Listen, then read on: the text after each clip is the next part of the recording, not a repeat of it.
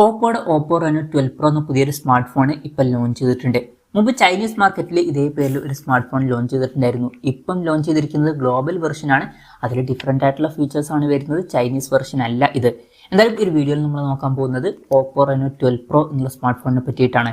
നമ്മൾ ആദ്യം ഫീച്ചേഴ്സും കാര്യങ്ങളൊക്കെ നോക്കുകയാണെന്നുണ്ടെങ്കിൽ ഡിസ്പ്ലേ കാര്യത്തിൽ ഈ ഒരു സ്മാർട്ട് ഫോണിൽ 6.7 ഇഞ്ചിൻ്റെ ഫുൾ HD+ ഡിസ്പ്ലേ ആണ് വരുന്നത്. OLED പാനലും കാര്യങ്ങളൊക്കെ ഇതിൽ കൊടുത്തിട്ടുണ്ട്. എടുത്തു പറയേണ്ട ഒരു കാര്യം കർവ്ഡ് ആയിട്ടുള്ള ഡിസ്പ്ലേയും കാര്യങ്ങളൊക്കെ ഇതിൽ വരുന്നുണ്ട്. പിന്നെ പഞ്ചോൾ ഡിസൈൻ വരുന്നുണ്ട്. പഞ്ചോൾ വരുന്ന ടോപ്പ് സെൻറ്റർ ഭാഗത്ത് ആയിട്ടാണ്. 120 Hz റിഫ്രഷ് റേറ്റ് ഒക്കെ സപ്പോർട്ട് ചെയ്യുന്നുണ്ട്. പീക്ക് ബ്രൈറ്റ്നസ് 1200 നിറ്റ്സ് വരെ വരുന്നുണ്ട്. പിന്നെ ഗൊറില്ല ഗ്ലാസ് വിക്ടസ് 2ന്റെ പ്രൊട്ടക്ഷൻ കൊടുത്തിട്ടുണ്ട്. മികച്ചൊരു പ്രൊട്ടക്ഷൻ ഇതിൽ വരുന്നുണ്ട്.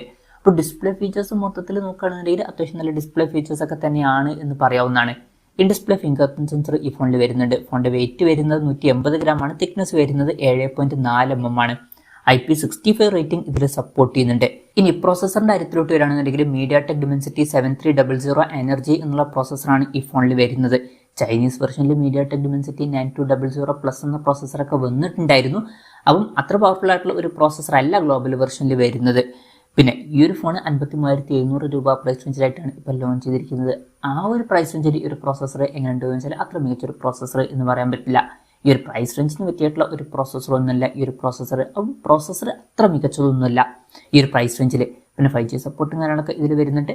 12 GB റാമും 512 GB ഇന്റേണലും കൊടുത്തിട്ടുണ്ട്. അത് നല്ലൊരു കാര്യം തന്നെയാണ്. LPDDR4Xന്റെ റാമും UFS 3.1 സ്റ്റോറേജ് ടൈപ്പും ഇതിൽ വരുന്നുണ്ട്. മെമ്മറി എക്സ്പാൻഡ് ചെയ്യണമെന്നുണ്ടെങ്കിൽ മെമ്മറി കാർഡ് സ്ലോട്ടും കാര്യങ്ങളൊക്കെ ഇതിൽ വരുന്നുണ്ട്. വെർച്വൽ റാം എന്നുള്ള ഫീച്ചർ കൊടുത്തിട്ടുണ്ട്. അതായത് എക്സ്ട്രാ റാം വേണ്ട സമയത്ത് ഇന്റേണൽ മെമ്മറിയിൽ നിന്ന് കുറച്ച് മെമ്മറി എടുത്തിട്ട് അത് റാമായിട്ട് യൂസ് ചെയ്യുന്നതായിരിക്കും. അങ്ങനെ 12 GB റാം വരെ എക്സ്ട്രാ നമുക്ക് ലഭിക്കുന്നതായിരിക്കും. IR ബ്ലാസ്റ്റർ എന്നുള്ള ഫീച്ചർ ഈ ഫോണിൽ കൊടുത്തിട്ടുണ്ട്. അപ്പം ഈ ഫോൺ റിമോട്ടൊക്കെ ആയിട്ട് യൂസ് ചെയ്യാൻ കഴിയുന്നതായിരിക്കും. പിന്നെ സ്റ്റീരിയോ സ്പീക്കേഴ്സ് ഈ ഫോണിൽ വരുന്നുണ്ട്. Android 14 ബേസ് ആയിട്ടുള്ള സോഫ്റ്റ്വെയർ ആണ് ഈ ഫോണിൽ വരുന്നത്. ക്യാമറയുടെ കാര്യം പറയുകയാണെന്നുണ്ടെങ്കിൽ ഫോണിന്റെ പിന്നിൽ ട്രിപ്പിൾ ക്യാമറ സെറ്റപ്പ് ആണ് വരുന്നത്. 50 മെഗാപിക്സലിന്റെ f1.8 അപ്പേഴ്സിൽ വരുന്ന മെയിൻ ക്യാമറ സെൻസർ ഈ ഫോണിൽ കൊടുത്തിട്ടുണ്ട്.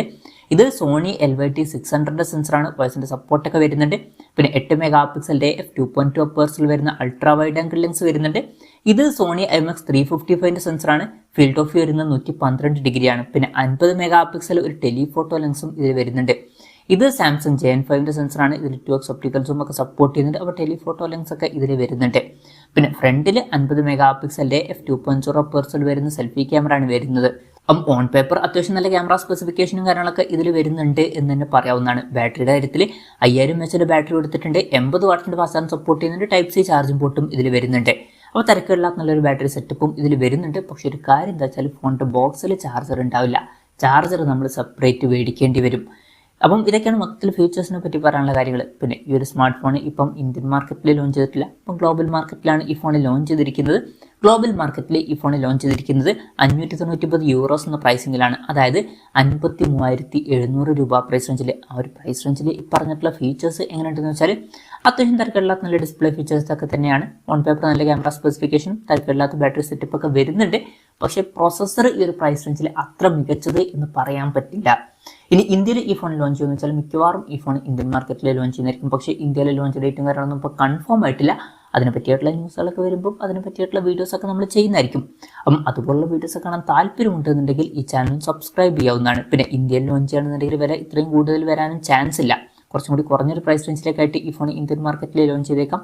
നമ്മുടെ എക്സ്പെക്ടേഷൻ പറയുകയാണെന്നുണ്ടെങ്കിൽ ഒരു 45,000 രൂപ പ്രൈസ് റേഞ്ചിലേക്കായിട്ട് ഈ ഫോൺ ചിലപ്പം ഇന്ത്യൻ മാർക്കറ്റിൽ ലോഞ്ച് ചെയ്തേക്കാം.